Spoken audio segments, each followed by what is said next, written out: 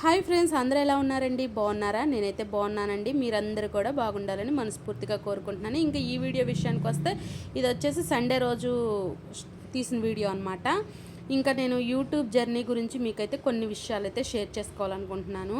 యూట్యూబ్లో నేను videos start చేసింది జనవరి 1 నుంచి అయితే స్టార్ట్ చేశాను వీడియోస్. అదివరకు నా ఈ 2 ఛానల్స్ అయితే పోయినాయి అని చెప్పాను కదండి. కానీ నాలాంటి పొరపాటు మటుకి మీరు అస్సలు చేయబాకండి. అదేంటంటే యూట్యూబ్ నేను చేస్తున్నాను, నేను యూట్యూబ్ స్టార్ట్ చేశాను అని చెప్పేసి ప్రతి ఒక్కరికి కనపడని వాళ్ళందరికీ డప్పులు కొట్టుకున్నాం అనుకోండి, అది తొందరలోనే దొబ్బేసిద్ది. నా విషయంలో అయితే అలాగే జరిగిందనమాట. అందరూ మంచి వాళ్ళు ఉండరు, కొంతమంది మటుకి మన నాశనం కోరుకునే వాళ్ళు ఉంటారు. వాళ్ళ వల్ల అయితే నా ఛానల్స్ పోయింది. అలాగే ఒక సంవత్సరంలో ఎదిగిన వాళ్ళం ఒక సంవత్సరంలోనే పడిపోయాము. ఇలా అయితే నా లైఫ్లో జరిగిందనమాట. అందుకనే ఏది కూడా మనకు ఉందని చెప్పకూడదు, లేదని బాధపడకూడదు. లేదని బాధపడ్డా లేదని బాధపడుతుంది అంటారు, ఉందని చెప్పుకున్న దీనికి ఉందరా, దీనికి ఎంత పొగరో అంటారు. ఈ విషయాలు అయితే నాకు 2025లో బాగా తెలిసినాయి అనమాట.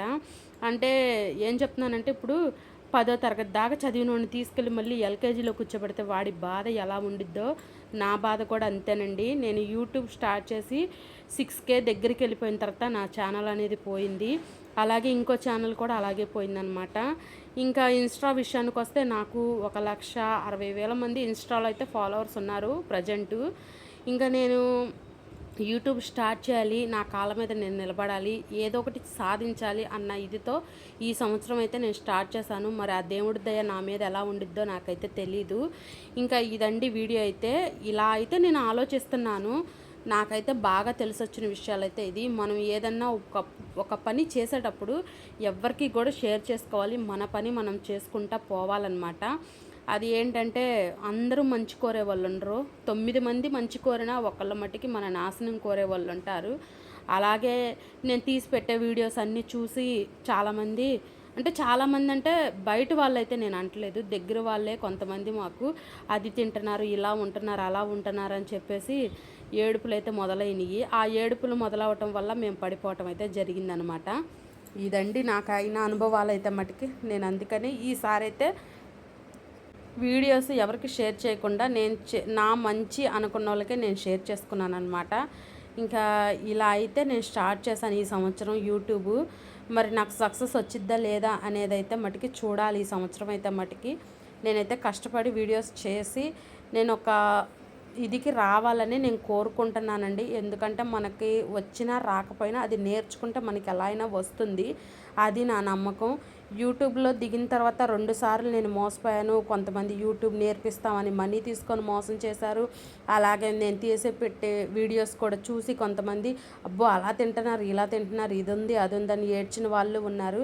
ఇవన్నీ కూడా నేను యూట్యూబ్లోకి వచ్చిన తర్వాత చాలా తెలుసుకున్నానండి. ఈసారి మటుకు అలా ఉండకూడదని నేను కోరుకుంటున్నాను ఆ దేవుణ్ణి గట్టిగా. మీరు కూడా బ్లెస్సింగ్స్ ఇచ్చారనుకోండి, అది సాధ్యమే అవుతుంది. ఈసారి నా ఛానల్ని సపోర్ట్ చేయండి ప్లీజ్ అండి. నన్ను కొత్తగా ఎవరైనా చూస్తుంటే మా ఛానల్ సబ్స్క్రైబ్ చేసుకోండి, నా వీడియోస్ని కూడా లైక్ చేయండి. మంచి మంచి వీడియోస్తో మీ ముందుకైతే వస్తూ ఉంటాను, ఓకేనా. ఇంకా ఇంట్లో పని అంతా కూడా కంప్లీట్ అయిపోయింది. పిల్లల్ని రెడీ చేసుకొని నేను రెడీ అయ్యి ఇంకా చర్చికి అనేది స్టార్ట్ అవుతున్నాం అనమాట.